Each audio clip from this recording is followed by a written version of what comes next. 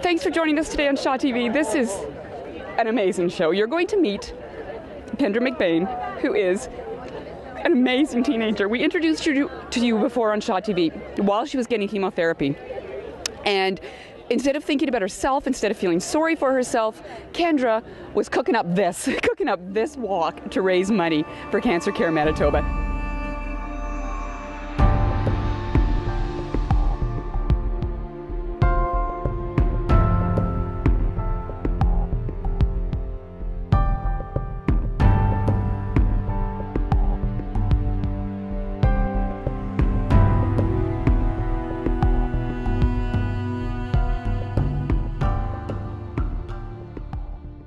Kendra came out kind of very, very small, very, very blue looking, and with this meek little cry, and that was her entrance into the world. I knew that Rob really wanted a boy, so I wasn't quite sure whether I wanted a boy to make him happy or a girl to make me happy, but anyway, we got one of each, so. Kendra and I had a typical brother and sister relationship. You know, we'd have our fights, we'd scream about who's watching the TV and stuff, but when it really came down to it, I mean, she was my sister, and like whenever I was in trouble, or whenever, maybe if it wasn't just saying anything, just coming and watching TV, just having that one person there to be with you was just awesome. Well, we always went to the lake in the summertime. That was what we would do every weekend. We would go down and invade Rob's parents at their cottage, along with all their cousins and Rob's sister. The lake was a special place, whether it be the crafts they would do with Grandma, whether it be fishing with us, or just being at the lake.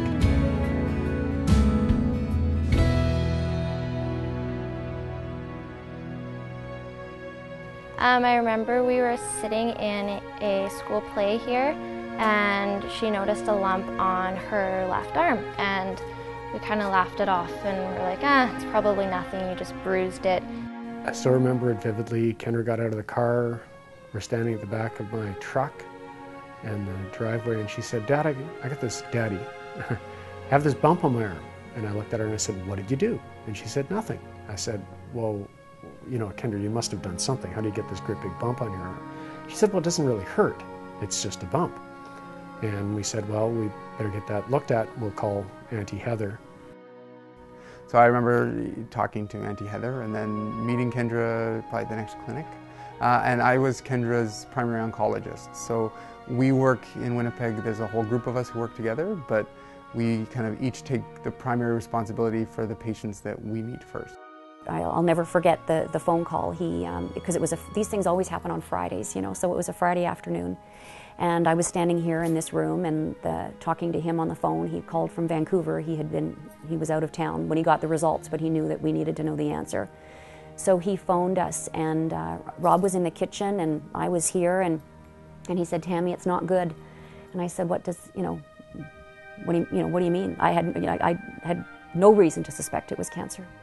And he said, well, it's cancer. And I went, like, cancer? And I looked up at Rob, who was in the kitchen, and it was just utter disbelief. Well, I mean, everybody asks the same question, why, right? Like, why is this happening to us? Like, what did we do to deserve this? And she was such a random thing. I mean, Kendra was an angel. She didn't smoke, she didn't do drugs. Like, I mean, so everybody was just wondering, like, how could this happen? Kendra had a rhabdomyosarcoma, which is a cancer coming from muscle tissue. It's a word that has burned into my mind, alveolar rhabdomyosarcoma. And what I tell people who don't know is that when you hear the word sarcoma, it's bad. It's basically the same cancer that Terry Fox had, except Terry's was osteosarcoma, which was in his bones. Kendra's is rhabdo, which means muscle. It was in her muscle. And if you think of muscle, your body's full of it. So the cancer is very happy to go anywhere in your body. Kendra was always very determined this was not going to set her back. You know, and it was really, okay, it very quickly got into, okay, what are the next steps? What do we do next? Let's get going. I can remember Kendra telling me later on, saying, you know, I don't want to hear about what might have, just tell me what we're going to do about it, and let's just do it. I actually had a surprise party for her, a you're done chemo treatment party at my house, which was, you know, she thought she was coming over to make cookies, so she came over something in like sweats and whatever, and it was unbelievable how well it worked, and our whole grade was there, and she was just, yeah, she cried, but it was awesome. Kendra, you are leading a pack of people who are so behind you. How are you feeling right now? I'm very excited. I can't believe we managed to pull it all off. Tell our viewers, you haven't even finished counting the money yet, how much you've raised. So far, just the high school itself has raised $57,000. She was near the end of her second year of treatment when she got the idea that maybe as her way of giving back to cancer care and all of the doctors and nurses and staff that supported her through her ordeal, that maybe she could do something to say thank you. And that's where the idea for the walk first came. She was actually community service prefect. So that was sort of her role, was to come up with something at the school. And this was the thing that she came up with.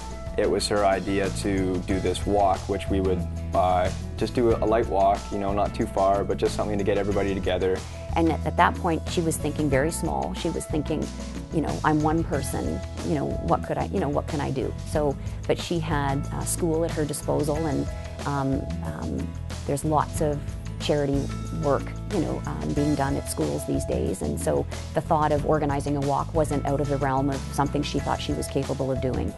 It started with the senior school because she was part of the senior school, and I think then the middle school got on board, and then the little kids got on board, and it brought this school together. It brought the feeling of community into this school. What she didn't count on was how everybody would rally to help her in her idea. Honestly, I thought the first walk might be, I didn't know going in, I thought it might be sad, to be honest with you, but it was the opposite. It was like a celebration, and it was good. Everyone got sort of whipped up about it. It was cool. It was like more of a celebration than anything sort of sad, which is hard to do actually.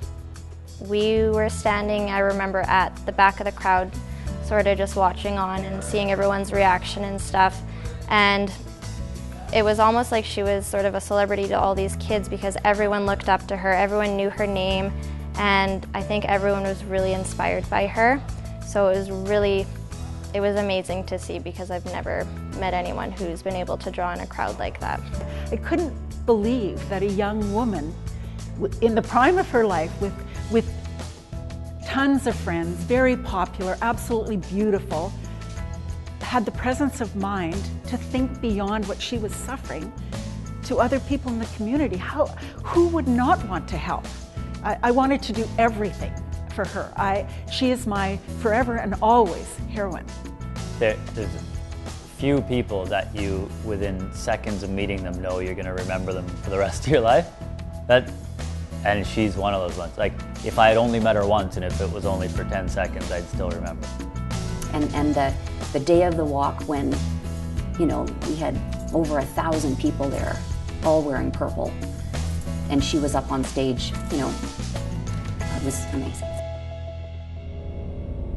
It was actually pretty incredible that the day before the first walk, Kendra found out that she relapsed and still went through with the walk. And that's when I think everybody really took a look at themselves and said, wow.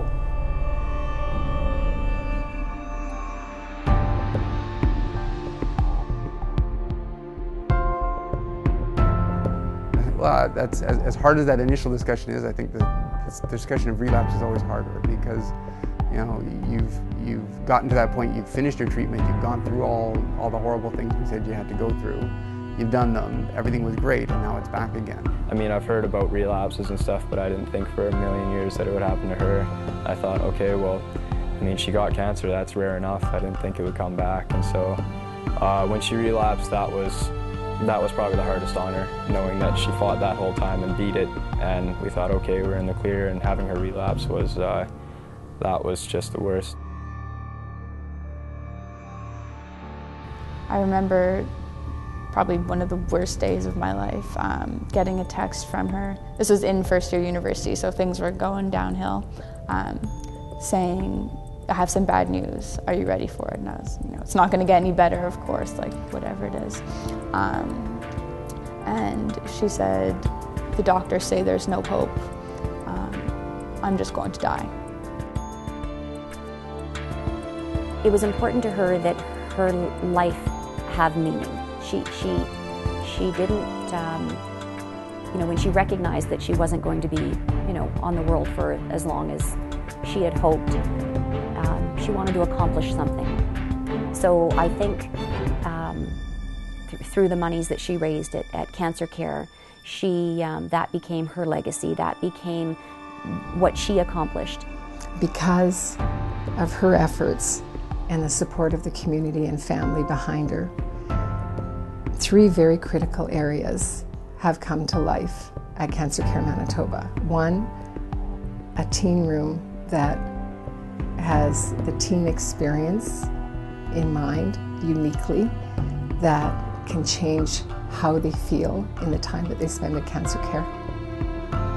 A program called Teens Living with Cancer, TLC, where they're able to come together on a regular basis and get the kind of emotional support that they need because of their unique experience.